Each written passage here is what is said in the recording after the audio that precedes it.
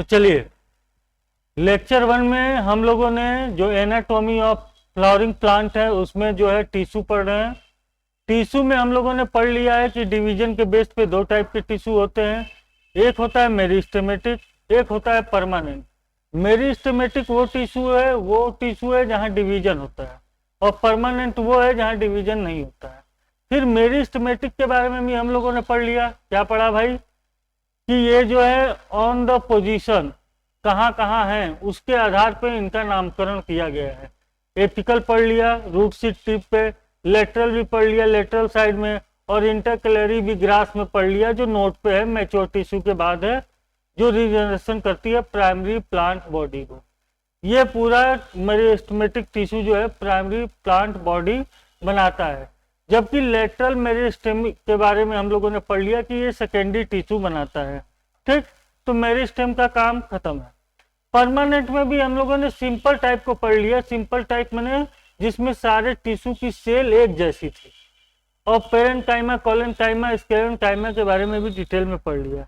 जिसमें इंपॉर्टेंट क्या बताया मैंने, सबके क्या क्या सिम्टम है, जैसे कोलेनकाइमा में क्लोरोप्लास्ट पाया गया, ठीक है, और स्क्लेरेनकाइमा कैसी थी, डेड थी, दो टाइप की थी, फाइब्रो स्क्लेराइड, स्टेरॉइड कहाँ कहाँ पाई गई, ये सब सारी चीजें हम लोगों ने देख लिया।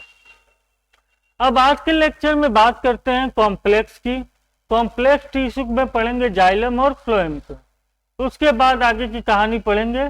पहले इसको देखते हैं। तो आप एनसीईआरटी बुक खोलिए, क्योंकि पढ़ना हमें एनसीईआरटी से है, क्योंकि 90 सवाल में से ज्यादा अटेम्प्ट करने हैं। ज्यादा से ज्यादा मतलब आजकल किसकी बात होती है? आजकल ज्यादा से ज्यादा 80 क्वेश्चन की बात नहीं होती है, 85 सही करने हैं। तो हमें एनसीईआरटी कई बार पढ़ना होगा, दूसरा कोई रास्ता नहीं है भैया। एक बार अच्छे से विजन, और उसके बाद जितनी बार हो सके, नो लिमिट, 2 बार 3 बार तो कोई गिनती में ही नहीं है, 80 तक तो सब कर ले जाओगे। जब 3 बार 4 बार रिवीजन कर ले जाओगे और एक बार बढ़िया से विजन कर ले जाओगे तो 80 कर ले जाओगे। लेकिन यहाँ बात कितने की है? 85 और 85 प्लस की। उसके लिए एग्जाम से पहले कम से कम 7 से 8 बार, 10 बार भी हो सकता है रिवीजन एनसीईआरटी का, ताकि चीजें याद रखें, सिली मिस्टेक की गुंजाइश ना हो, एकदम जो भी देखते ही सामने आ जाए कि हाँ ये मैंने पढ़ा है। इसके लिए एनसीईआरटी मोर टाइम पढ़ना है। और हम बता रहे हैं अभी भी, नीट जो भी तैयारी कर रहे हैं, एनसीईआरटी ही सबसे सही माध्यम है बायोलॉजी के लिए। बाकी फिजिक्स में तो समझना पड़ेगा कॉन्सेप्ट, केमिस्ट्री में भी कुछ चीजें हैं एनसीईआरटी के लिए, जैसे इनऑर्गेनिक केमिस्ट्री है, वो पूर्ण रूप से एकदम एनसीईआरटी जो है वो रट डालिए, रिवीजन कर डालिए। ऑर्गेनिक में नेम रिएक्शन है केमिस्ट्री में, वो भी हम लोग जब टाइम आएगा, जब एग्जाम बहुत करीब होगा, तो इसी तरह ऑनलाइन क्लास चला के, लेक्चर से नहीं, जब हम लोग बायो रैपिड रिवीजन कर रहे होंगे, एक एक पन्ना, जैसे रिवीजन का ये फायदा है कि बहुत कम समय लगता है अगर आपका कमांड अच्छे से है। हर अगले रिवीजन में कम समय लगता है, पहली बार करेंगे थोड़ा ज्यादा लगेगा, दूसरी बार और कम लगेगा। रिवीजन एक बार सही से कीजिए, और रिवीजन अपना टारगेट बनाइए कि हमें रिवीजन बहुत बार करना है, तभी अच्छा नंबर आएगा। और जब एग्जाम नजदीक आएगा तो हम लोग जो है इस पे भी काम करेंगे कि केमिस्ट्री भी पढ़ेंगे, ठीक है। फिजिक्स आती नहीं मुझे, मतलब कमजोर है, लेकिन केमिस्ट्री और बायोलॉजी दोनों साथ साथ चलेंगे रिवीजन में लास्ट के 1-1.5 महीने। तो अभी तो सिर्फ विजन कीजिए, तो विजन सिर्फ जो अच्छा सब्जेक्ट है वही पढ़ाते हैं लोग, तो मेरी बायोलॉजी अच्छी है, मैं पढ़ा रहा हूँ, ठीक है। और जो है आपको इजी वे में एनसीईआरटी याद रखनी है, ज्यादा तितिम्मा नहीं, चीजें जहां से आ रही हैं वो चीज क्लियर रहे, और इजी वे में याद करने का ये फायदा है कि चीजें ज्यादा देर तक चलती हैं, ठीक है। तो आइए पढ़ते हैं क्या, कॉम्प्लेक्स टिश्यू। बातें बहुत होगी। जब कॉम्प्लेक्स टिश्यू की बात करते हैं तो सीधे हम सिंपल टिश्यू से रिलेट करें। सिंपल टिश्यू हम पढ़ के क्या आए थे कि सेल जो है सारी सिमिलर है, एक टाइप की होती है। कॉम्प्लेक्स में क्या होगा, जो सेल्स होंगी टिश्यू में, टिश्यू तो भाई ग्रुप ऑफ सेल्स का बना है, उसमें जो सेल्स होगी वो मेनी टाइप की होंगी, ठीक है। और कॉम्प्लेक्स टिश्यू में मेनली क्या है, 2 पार्ट पढ़ेंगे, जाइलम और फ्लोएम। तो शुरू करते हैं जाइलम और फ्लोएम की कहानी से, कॉम्प्लेक्स टिश्यू से। कॉम्प्लेक्स टिश्यू की एक बात जहाँ इधर नोट करने लायक है, more than 1 type of cell, ठीक है, ये बात हो गई। अब कॉम्प्लेक्स टिश्यू में क्या है, जाइलम है। शुरू करते हैं जाइलम से। जाइलम जो है बहुत इजी वे में पढ़ेंगे, आसान भाषा में। जाइलम जो है वो सबको पता है, ये एकदम कॉमन बात है कि क्या करता है, कंडक्ट करता है किसका, वाटर और मिनरल का। कहां से, जड़ से पत्तियों तक, स्टेम तक लेके कौन जाता है, जाइलम। तो जाइलम का फंक्शन तो भाई सबको पता है, बहुत छोटी बात है, क्या कंडक्ट करता है वाटर को, ठीक है, और मिनरल्स को, कहा, रूट से स्टेम एंड लीव्स तक, ठीक है। ये बातें तो सबको पता है। मैकेनिकल जो स्ट्रेंथ है प्लांट को वो भी प्रोवाइड करता है, ठीक। ये जो है चार पार्ट से, चार एलिमेंट मतलब चार पार्ट से मिलके बना होता है, चार चीजों से मिलके बना होता है। उनका नाम क्या है, tracheids, vessels, xylem fibre and xylem parenchyma. चारों पार्ट याद रखेंगे। किससे किससे मिलके जाइलम बना है, जो ये कॉम्प्लेक्स टिश्यू जाइलम है किससे मिलके बना है, ट्रैकिड्स है, वेसल्स है, जाइलम है और जाइलम फाइबर और जाइलम पेरेन्काइमा है, ठीक है। उससे भी इंपॉर्टेंट लाइन उसके आगे की है, ये चार चीजों से मिलकर जाइलम बना है। और वेस्कुलर टिश्यू की कहानी या इस कॉम्प्लेक्स टिश्यू की कहानी अगर प्लांट में देखें, प्लांट में ही जाइलम और फ्लोएम की बात होती है भाई। प्लांट में जो है ये जो जाइलम है ये बेसल्स लेस रहता है, मतलब बेसल्स नहीं होता है किसमें, जिम्नोस्पर्म तक की कहानी में। हम लोगों ने जब प्लांट पढ़ा था उसमें जिम्नोस्पर्म और एंजियोस्पर्म की बात की थी, तो हम लोगों ने देखा था कि वेस्कुलर टिश्यू तो आ गया लेकिन उसके जाइलम में जो है वो क्या नहीं होता है, बेसल्स नहीं होते हैं। वो कहाँ आता है, एंजियोस्पर्म में आता है। तो ये बात को नोट करिए, याद रखिएगा, क्या, जिम्नोस्पर्म की कहानी में जो जाइलम है उसमें बेसल्स नहीं होते हैं, ठीक है, बात याद रखेगी। आगे चलिए, यहां तक की बात हो गई। अब बात करते हैं ट्रैकिड्स की। ट्रैकिड्स जो है ट्यूब लाइक स्ट्रक्चर है, ट्यूब लाइक सेल है, जो सेल्स है ये ट्यूब लाइक है, ठीक है, ठीक है। और वाल कैसी है इसकी, लिग्निफाइड है, मतलब लिग्निन की बनी है, और टेम्परिंग इंड है, मतलब पोछाकार। जैसे केचुआ उचुआ देखते हैं उनका इंड ऐसे ऐसे होता है, वही टेपरिंग इंड होता है इनका, उसी टाइप का। और ट्यूब लाइक स्ट्रक्चर होती है, और क्या है, लिग्निफाइड वाल होती है, ठीक। और सबसे इंपॉर्टेंट बात, जो ये ट्रैकिड होता है जाइलम में, जो जाइलम एलिमेंट होता है जिससे मिलकर जाइलम बना है, वो डेड होता है और विदाउट प्रोटोप्लाज्म होता है। ट्रैकिड के बारे में ये लाइन आपको याद रखनी है, क्या, कि ये क्या होता है, ये क्या होता है, ये डेड होता है, याद रखेंगे।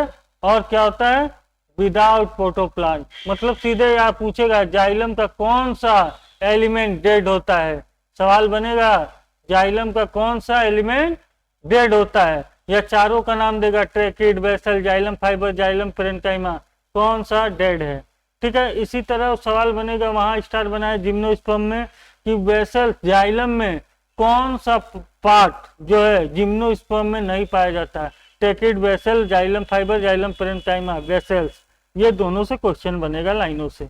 आगे चलिए, जो inner layer of cell wall है वो क्या होती है, मोटी होती है, ठीक है, ठीक।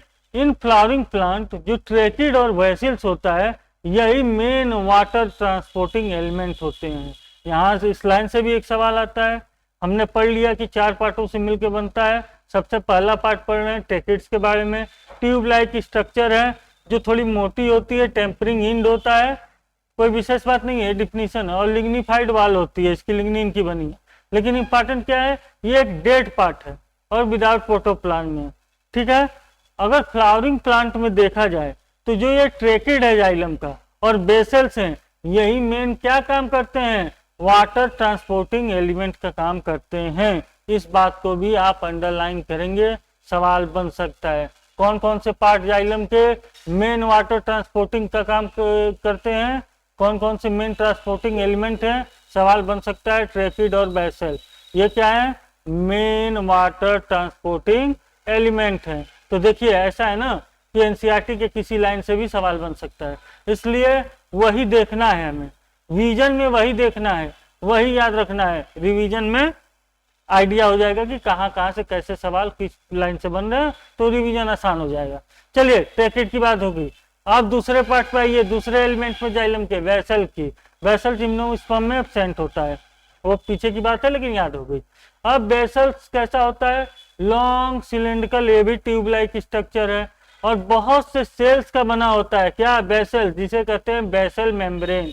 बेसल मेम्ब्रेन किसे कहते हैं, जो बेसल्स होता है उसमें बहुत सी सेल के स्ट्रक्चर बने होते हैं जिन्हें कहते हैं बेसल्स मेम्ब्रेन।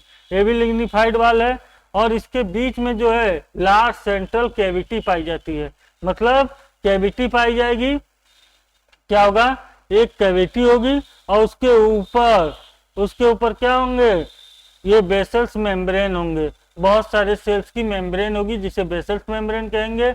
लिग्निफाइड सेल फाल होगा, लिग्निन का बना मजबूत, और उसके अंदर एक खाली सेंट्रल कैविटी होगी। ठीक है, आगे चलिए। Vessel cells are also divide protoplast, इसमें भी प्रोटोप्लांट की कोई बात नहीं करेंगे। Vessels membrane are interconnected through perforation in their common wall, और ये जुड़े कैसे रहते हैं आपस में, अपने जो वाल को है फैलाकर। परफोरेशन मैंने फैला देना, फैला के एक दूसरे से इंटरकनेक्ट रहते हैं। ठीक है, presence of basal is a characteristic feature of angiosperm. तो भाई हम तो जानते हैं कि जिम्नोस्पर्म में होता ही नहीं है, अब उसके आगे ही डेवलप की कहानी मिलेगी। तो कहाँ पाया गया, कहाँ से शुरुआत हो गई इसकी, फ्लावरिंग प्लांट से ही। और फ्लावरिंग प्लांट किसको कहते हैं, एंजियोस्पर्म को तो कहते हैं। तो एंजियोस्पर्म में कहानी किसकी होती है, जाइलम में वेसल्स की। उसके पहले जिम्नोस्पर्म तक वेसल की कहानी होती नहीं है। आगे चलिए, तीसरा पार्ट क्या है, तीसरा पार्ट है जाइलम फाइबर। ये हाईली थिकेंड वाल है, बहुत मोटी वाल है, और ठीक है ओब्लेट सेंट्रल ल्यूमिन, बीच में क्या है, खालीपन पाया जाता है। क्या है, मोटी वाल की होती है और बीच में क्या होता है, खालीपन पाया जाता है। ठीक, अभी फिगर में भी देखेंगे। ये बटी होती है या नहीं बटी होती है, दे आइदर में भी सेप्टेड और ए सेप्टेड, मतलब सेप्टल स्ट्रक्चर होता है जो बांटता है या नहीं बांटता है इनके ल्यूमेन को। जाइलम पेरेन्काइमा चौथा, cells are living and thin walled. क्या है इसका, ये कैरेक्टर पूछ सकता है कि कौन सा जाइलम का एलिमेंट, क्या कि ये सेल जो है कैसी होती है, लिविंग होती है। कौन सी है भैया, जाइलम पेरेन्काइमा। ठीक है, ये सवाल आ सकता है। और their cell wall made of cellulose, इसकी सेल वॉल किसकी बनी होती है, जाइलम पेरेन्काइमा की बनी होती है भैया, सेलोज की। किसकी बनी होती है, सेलोज की बनी होती है। और ये क्या हो गया, लिविंग सेल्स का बना है, थिन वाल्ड है, पतली वाल का बना है, और इसकी जो पतली वाल है, सेल वाल है, वो किसकी बनी है, सेलोज की बनी है। इसका काम क्या है, जाइलम पेरेन्काइमा में ही स्टोर होते हैं मटेरियल, जैसे फूड मटेरियल, स्टार्च और फैट, या कुछ और प्लांट के जो टैनिन ओनिन होते हैं वो कहाँ वो स्टोर होते हैं, जाइलम पेरेन्काइमा में। तो ये लाइन अच्छी लाइन है, क्या, जाइलम पेरेन्काइमा में store food material in the form of starch या फैट के रूप में। जाइलम पेरेन्काइमा में फूड, जाइलम के किस पार्ट में फूड स्टोर होता है, जाइलम पेरेन्काइमा में। और टैनिन जो सब्सटेंस है जो प्लांट से निकलता है वो कहाँ स्टोर रहता है, वो स्टोर रहता है जाइलम पेरेन्काइमा में। जाइलम पेरेन्काइमा में फूड मटेरियल भी स्टोर रहता है स्टार्च फैट के फॉर्म में, और सब्सटेंस प्लांट का जो टैनिन है वो कहाँ स्टोर होता है, याद रखिएगा क्योंकि अभी फ्लोएम पढ़ेंगे तो फ्लोएम पेरेन्काइमा में रेसिन ओसिन स्टोर होने की बात होगी। तो टैनिन कहाँ स्टोर होता है, जाइलम पेरेन्काइमा में। स्टार्ट बनाइए, याद रखिएगा। और जाइलम पेरेन्काइमा का काम क्या है, रेडियल कंडक्शन ऑफ वाटर, मतलब leaf to root to stem नहीं, बाकी जो रेडियल कंडक्शन मैंने हॉरिजेंटल, मतलब प्लांट में इस तरह का कंडक्शन तो आप जानते हैं, रूट टू लीफ, इस तरह वाला कंडक्शन जो हॉरिजेंटल है, ठीक है, वो जो जाता है, जो हॉरिजेंटल लीफ लगी होती है उनमें जो रेडियल कंडक्शन होता है of water take place by ray parenchymatous cell. ठीक है, यही जाइलम पेरेन्काइमा के जो सेल हैं उन्हें कहते हैं रे पेरेन्काइमेटस सेल, जो नेट लाइक स्ट्रक्चर बनाती हैं और क्या करती हैं, रेडियल कंडक्शन ऑफ वाटर करती हैं। ये बात हमें याद रखनी है भैया। यहां से भी लाइन से एक सीधा सवाल बन सकता है, क्या बनेगा कि बताओ जो वाटर कंडक्शन होता है उसमें जो radial conduction of water in plant होता है वो किसके थ्रू होता है, तो आपको देगा और आपको पता याद दिमाग में आएगा, अरे ट्रेचिड और बेसल्स को हम पढ़ के आए हैं, वो मेन जो है जो ये ट्रांजेक्शन करते हैं वो कौन करते हैं, ट्रांसपोर्टिंग का काम मेन कौन कर रहे थे, ट्रेची और बेसल। लेकिन यहाँ रेडियल कंडक्शन पूछेगा तो क्या होगा, जाइलम पेरेंकाइमा। ये बात भी स्टार बनाइए, सीधा सवाल बनता है। टेनिन कहाँ है, टेनिन जाइलम पेरेंकाइमा में स्टोर होती है। जाइलम पेरेंकाइमा के पास कैसी सेल है, लिविंग है। और डेड सेल की बात करेगा इसमें तो ट्रैकिड की बात करेगा। जिम्नोस्पर्म में बेसल नहीं है, एंजियोस्पर्म से बेसल की कहानी शुरू है, ठीक है। मेन कंडक्टिंग एलिमेंट कौन है, ट्रैकिड और बेसल हैं, जबकि रेडियल कंडक्टिंग कौन है, पेरेंकाइमेटस सेल है, जाइलम पेरेंकाइमा है, ठीक है। ये कहानी हो गई। यहाँ आगे चलते हैं, जहां जहां से सवाल बन सकते थे वो भी देख लिया, और इतनी चीजें याद रखनी है, ठीक। अब इसमें फिगर में कुछ देखने लायक है नहीं, ठीक है। हर चीज का फिगर जरूरी नहीं कि हम देखें, ठीक, कुछ नहीं है। ट्रैकिड का फिगर उगर नहीं देगा भाई, और ये जो है ये सवाल पूछेगा तो इसके थ्योरी से ही पूछेगा। चलिए आगे चलते हैं। आगे जब बात करते हैं तो अब बात करेंगे किसकी, प्राइमरी जाइलम की। तो ये प्राइमरी जाइलम 2 टाइप की दे रहा है, लेकिन पहले तो ये जानना पड़ेगा ना भाई, ये प्राइमरी जाइलम की कहानी क्या है। कहानी ये है कि हमने अभी पढ़ा ना, मेरिस्टेमेटिक टिश्यू था, वो क्या बना रहा था, प्राइमरी प्लांट बॉडी बना रहा था। पढ़ के आ रहे हैं, जो प्राइमरी प्लांट बॉडी में जो जाइलम बनेगा शुरुआती दौर में, वो उसे कहते हैं प्राइमरी जाइलम, ठीक है। एपिकल मेरिस्टेम जो है रूट और शूट में जो प्राइमरी बॉडी में जाइलम बनाएगा प्राइमरी में, उसे कहेंगे प्राइमरी जाइलम। और ये 2 टाइप की होती है, प्रोटोजाइलम और मेटाजाइलम, ठीक है। जो प्राइमरी जाइलम पहले बनता है उसे कहते हैं प्रोटोजाइलम, और जो प्राइमरी जाइलम का पार्ट बाद में बनता है उसे कहते हैं मेटाजाइलम। मतलब जाइलम जो प्रोटोजाइलम मेटाजाइलम, ये दोनों टर्म क्लियर हुए। प्रोटो मैंने पहले और मेटाजाइलम मैंने बाद में, ठीक है। प्राइमरी जाइलम मतलब एपिकल मेरिस्टेम से जो जाइलम प्राइमरी बॉडी में बनता है वो हो गया प्राइमरी जाइलम। 2 टाइप के, प्रोटोजाइलम मेटाजाइलम। टर्म सीधे सीधे प्रोटोजाइलम मेटाजाइलम पता है, प्रोटो मैंने पहले बनाया जो, मेटा मैंने बाद में बनाया। अब इनकी कंडीशन पढ़ेंगे। इनकी कंडीशन हर जगह अलग अलग होती है, और इससे नीट में सवाल भी आता है भाई। क्या आता है देखेंगे। अगर स्टेम की बात करेंगे तो ये प्रोटोजाइलम जो पहले बन रहे हैं वो क्या होंगे, सेंटर में आ जाएंगे, ठीक है। और जो मेटाजाइलम बाद में बन रहे हैं वो इनके चारों ओर like toward the periphery of the organ लगी रहेगी, मतलब चारों ओर घेरे रहेगी मेटाजाइलम। और इस कंडीशन को कहते हैं इंडार्च कंडीशन। सवाल आता है, पहले ही आएगा सीधे, इंडार्च कंडीशन क्या है गुरु। इंडार्च कंडीशन सीधे क्या है, सीधे समझिए। इंडार्च कंडीशन बहुत बड़ी बात नहीं है।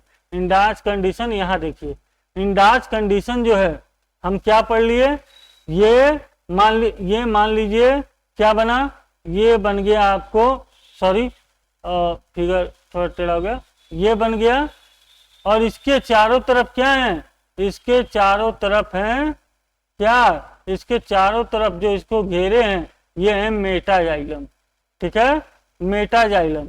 और ये क्या है बीच में, ये है प्रोटोजाइलम, ठीक है, ये है प्रोटोजाइलम, ठीक। ये प्रोटोजाइलम है, इसको घेरे कौन है चारों तरफ से, मेटाजाइलम। इस कंडीशन को क्या कहें, इंडार्च। मैंने प्रोटोजाइलम इन है तो इंडार्च सीधे। और एग्जाम्पल क्या है, स्टेम में। स्टेम में कैसी कंडीशन होती है, इंडार्च कंडीशन होती है। और इंडार्च कंडीशन होता क्या है, प्रोटोजाइलम बीच में और मेटाजाइलम इसके चारों ओर इसको घेरे रहता है। इस बात को याद रखेंगे। क्वेश्चन आता है किसमें कंडीशन पाई गई, स्टेम में। क्या कंडीशन है, प्रोटोजाइलम लाइज टुवर्ड सेंटर बीच में, और उसको घेरे कौन है, मेटाजाइलम लाइज टुवर्ड पेरीफेरी, ठीक है। ऐसे कंडीशन को क्या कहते हैं प्राइमरी जाइलम में, इंडार्च कंडीशन कहते हैं। इंपॉर्टेंट है, ये भी इंपॉर्टेंट है। जहां इंपॉर्टेंट बनता है सवाल बन सकते हैं वहां मैं स्टार बनाते चलता हूँ। प्रोटोजाइलम मेटाजाइलम भी पता है, प्रोटोजाइलम मेटाजाइलम के उपस्थिति मतलब किस तरह रेंज है उसके बेस पे इंडार्च कंडीशन आ गया और स्टेम में। और ये जब हम रूट में जाते हैं तो क्या हो जाती है कंडीशन, ये जो प्राइमरी जाइलम एपिकल मेरिस्टेम बना रहा है किसमें, शूट और रूट में। तो शूट और रूट में जो प्रोटोजाइलम और मेटाजाइलम बन रहे हैं उनकी कंडीशन क्या है, एक इंडार्च कंडीशन है जब प्रोटोजाइलम बीच में आ गया उसके चारों तरफ मेटाजाइलम आ गया, और एक कंडीशन रूट में प्रोटोजाइलम चारों तरफ आ गया मेटाजाइलम इसके बीच में आ गया, उसे कहते हैं एक्सचार्ज। तो तुम दो तरह से याद रख सकते हो गुरु इन रूट में, क्या कि या तो ये याद रखो कि प्रोटोजाइलम बीच में आता है वो कंडीशन इंडार्च, तो सीधे पता चलेगा मेटाजाइलम बाहर होगा। एक्सचार्ज उसका उल्टा होता है, मतलब मेटाजाइलम प्रोटोजाइलम बाहर मेटाजाइलम अंदर। रूट में एक्सचार्ज कंडीशन होती है और स्टेम में इंडार्च कंडीशन होती है। अच्छा पॉइंट है, क्वेश्चन गिरता है क्वेश्चन बनता है, इसलिए इसको भी एकदम याद रखेंगे। चलिए आगे चलिए, आगे अब बात करता है इसी कॉम्प्लेक्स टिश्यू में फ्लोएम की। अभी तक तो हम जाइलम पढ़ रहे थे, जाइलम पढ़ लिया भाई, सब कुछ देख लिया अच्छे से, जहां से भी सवाल आएगा कटाक कर देंगे हम। अब पढ़ते हैं क्या फ्लोएम से। फ्लोएम का काम हमें शुरू से पता है कि ट्रांसपोर्ट ऑफ फूड मटेरियल, कहाँ से फूड मटेरियल बनता कहाँ है, लिप में बनता है, और उसको और पार्टों तक जहाँ जरूरत है पहुंचाने तक की काम कौन करता है, फ्लोएम करता है। ठीक है, और फ्लोएम जो है फ्लावरिंग प्लांट में किसका किसका बना होता है, नाम याद रखेंगे, किसका किसका बना रहता है भाई, sieve tube element, companion cell, phloem parenchyma, ठीक है, और फ्लोएम फाइबर। अभी चल रहे वहां, ये चार का मिलके बना होता है क्या, फ्लोएम। नाम याद रखेंगे, सेप ट्यूब एलिमेंट, कंपेनियन सेल और फ्लोएम पेरेन्काइमा। जो ये कॉम्प्लेक्स टिश्यू है फ्लोएम, ये चार पार्ट का मिलके बना होता है। चौथा फ्लोएम फाइबर, ठीक है, इसको बास्ट फाइबर भी कहते हैं। ठीक, चार जो है चार पार्ट का बना होता है कौन, फ्लोएम। ठीक, जो कंडक्शन ऑफ फूड का काम करता है live to other plant of, तो इसको क्या कहते हैं, ब्लास्ट फाइबर कहते हैं। ठीक है, नाम याद रखेंगे ब्लास्ट फाइबर, शायद आगे दिया भी हो। ठीक, अब चले आगे चले। अब जिम्नोस्पर्म सबसे इंपॉर्टेंट बता रहा हूं, जिम्नोस्पर्म है albuminous cell and sieve cells. Gymnosperm वो कंडीशन है जहां एल्ब्यूमिनस सेल पाई जाती हैं और सेप सेल्स पाई जाती हैं, लेकिन इनके फ्लोएम में जो ये सेप ट्यूब पढ़ के आ रहे हैं वो नहीं होता, और कंपेनियन सेल जो फ्लोएम का पार्ट पढ़ के आ रहे हैं वो नहीं होता।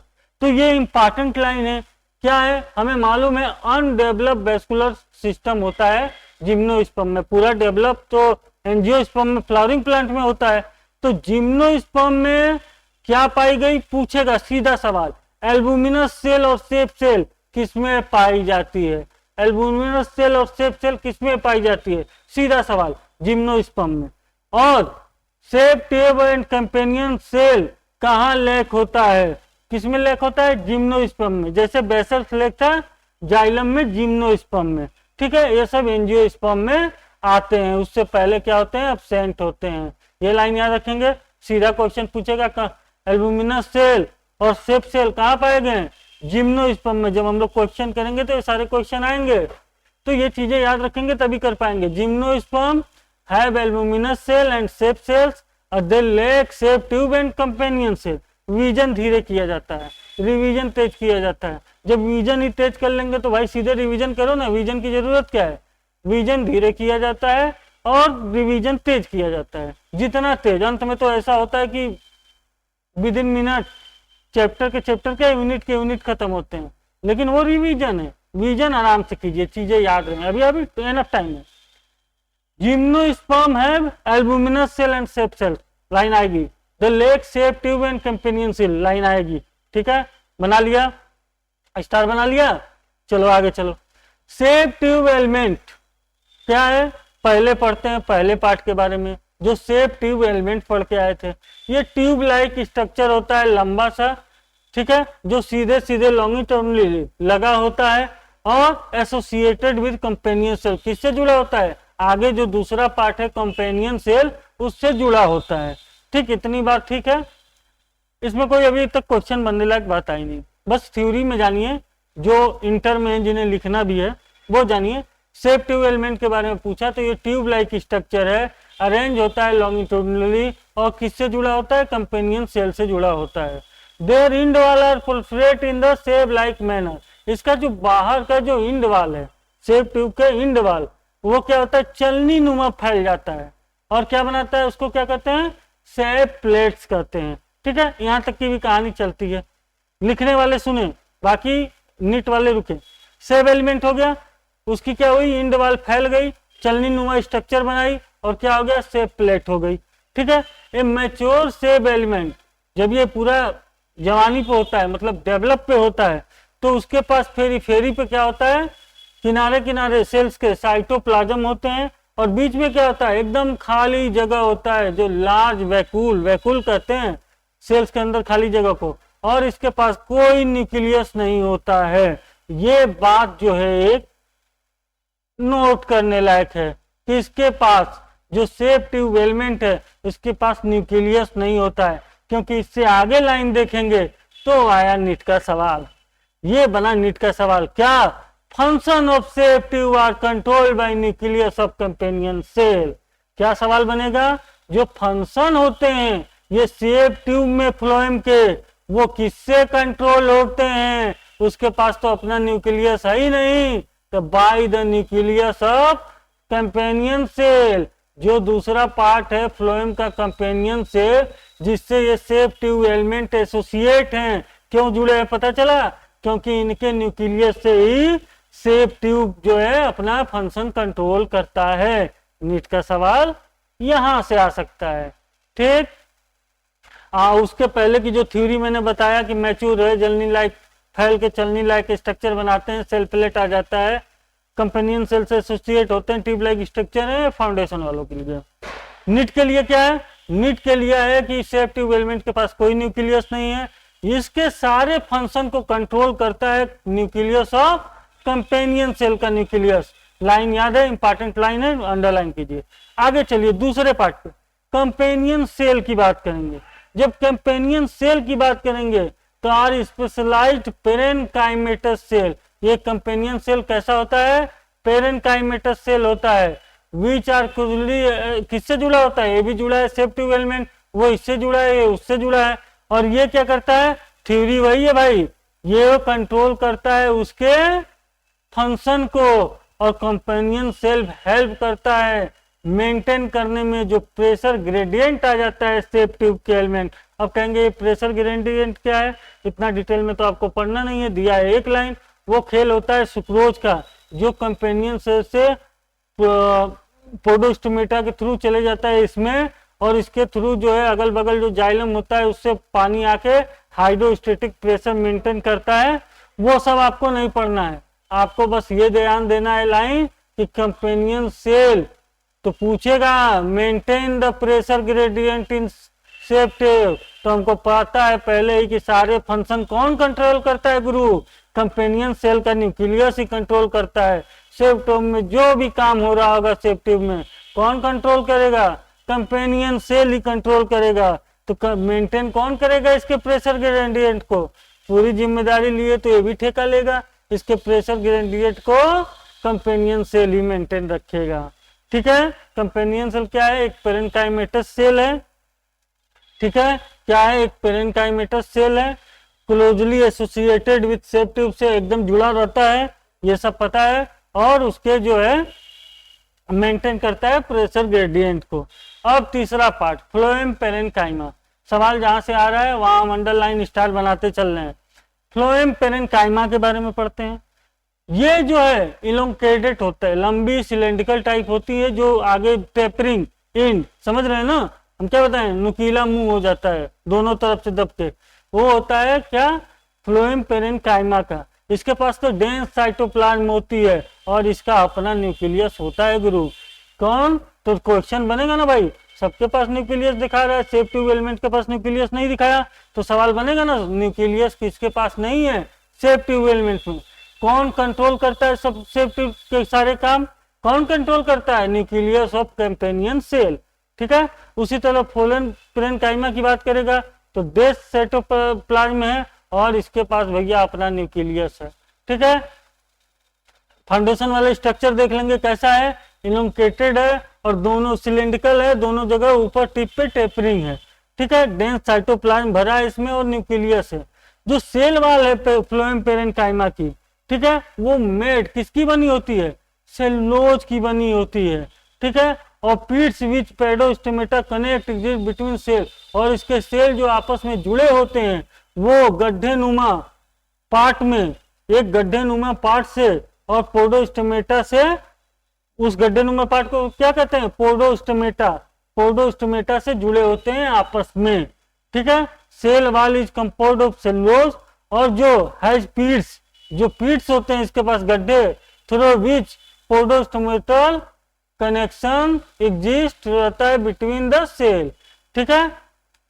आगे बढ़िए, जो फ्लोएम है फ्लोएम का जो फ्लोएम पेरेन्काइमा है, ये स्टोर फूड मटेरियल और सब्सटेंस, मैंने बताया था ना कि जब जाइलम पेरेन्काइमा पढ़ रहे थे भाई तो आया था टेनिन स्टोर होता है और फूड मटेरियल स्टोर होता है। फ्लोएम पेरेन्काइमा में भी भाई स्टोर फूड मटेरियल होता है, लेकिन जो सब्सटेंस होता है वो रेसिन लेटेक्स म्यूसिलेज है, और वो प्लांट का कौन सा था, टेनिन। तो इसमें कभी कभी कंफ्यूजन होगा, रेसिन पूछ देगा और जाइलम पेरेन्काइमा नहीं याद आ जाए, टेनिन पूछ देगा फ्लोएम नहीं याद आ जाए। तो टेनिन है जाइलम में, और रेसिन लेटेक्स म्यूसिलेज जो प्लांट से निकलने वाले सब्सटेंस है वो किसमें स्टोर होते हैं, फ्लोएम पेरेन्काइमा में, ठीक है। तो ये लाइन आपको याद रखनी है कि फ्लोएम पेरेन्काइमा स्टोर का तो काम करता ही है, और इसमें और क्या स्टोर रहते हैं, रेसिन लेटेक्स एंड म्यूसिलेज, ठीक है। जिस तरह टेनिन किसमें स्टोर था, जाइलम पेरेन्काइमा में। रिलेट करके पढ़िए तो सवाल और भी निकल जाते हैं आसानी से, ठीक है। तो इसलिए इस बात को याद रखिएगा, क्या कि रेसिन लेटेक्स और म्यूसिलेज फ्लोएम पेरेन्काइमा में स्टोर होते हैं, जबकि हम टेनिन पढ़ के आ रहे हैं, जाइलम की बात करता है वो। आगे चलिए, phloem parenchyma is absent in most of monocotyledon. ये भी सवाल बन सकता है भाई कि जो है फ्लोएम पेरेन्काइमा किसमें एब्सेंट होता है, किसके बेस फ्लोएम में ये पार्ट एब्सेंट होता है, तो मोस्टली किसमें एब्सेंट होता है, मोनोकोटिलेडॉन्स में इनकी कहानी कमजोर होती है, ठीक। अब चौथे पार्ट की बात करेंगे, देखिए एनसीईआरटी को इजी वे में लेके चलिए।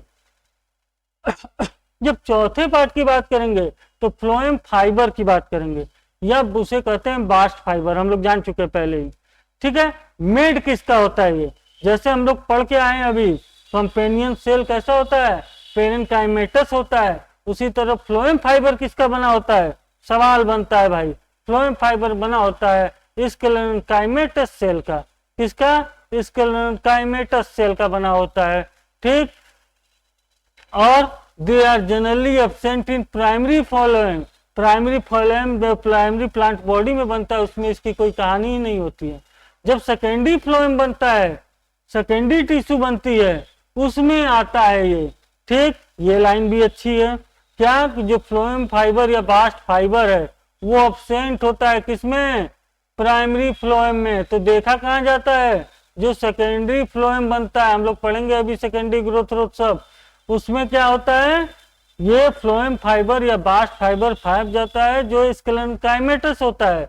स्क्लेरेन्काइमेटस क्या होती है, डेड सेल ना होती है गुरु, पढ़ के सब आ रहे हैं, याद रखिए। ये लंबा होता है, अनब्रांचेड होता है और पॉइंटेड नीडल लाइक, सुई की तरह होता है, सुई के स्ट्रक्चर का होता है। अब उसके मुंह पे पॉइंटेड मतलब और अनब्रांचेड होता है, लंबा सा होता है, कौन, फ्लोएम फाइबर। और the cell wall of phloem fibre are quite thick, इसकी जो सेल वाल होती है फ्लोएम फाइबर की वो थोड़ी मोटी होती है, इस तरह का इसका स्ट्रक्चर होता है। चलिए, एट मैच्योरिटी, जब ये मैच्योर होता है तो इसके फाइबर लॉस्ट हो जाते हैं उसके प्रोटोप्लाज्म और बिकम डेड। ऐसे भी स्क्लेरेन्काइमेटस सेल का बना है, वो हम जानते ही हैं कि इसकी कहानी डेडे में है। तो ट्रैकिड जाइलम में डेड में था, अब फ्लोएम फाइबर में किसकी कहानी डेड में पढ़ लिए, फ्लोएम फाइबर या बास्ट फाइबर की कहानी पढ़ लेते हैं। और ये भी बड़ा इंपॉर्टेंट है कि जो जूट फ्लेक्स हेम्प से हम निकालते हैं, क्या जो कमर्शियल रस्सी बनाने के लिए जो उसका छिलका निकालते हैं देहाती भाषा में, ऊपर का पार्ट लेयर, वो क्या होता है, फ्लोएम फाइबर। वो क्या होता है, फ्लोएम फाइबर। बेहाया कहते हैं गांव में, जो जुड़े हैं गांव से जानते हैं, जूट निकालते हैं उससे, भिगो के उसके बाद काफी दिन तक छोड़ देते हैं, फिर छील लेते हैं।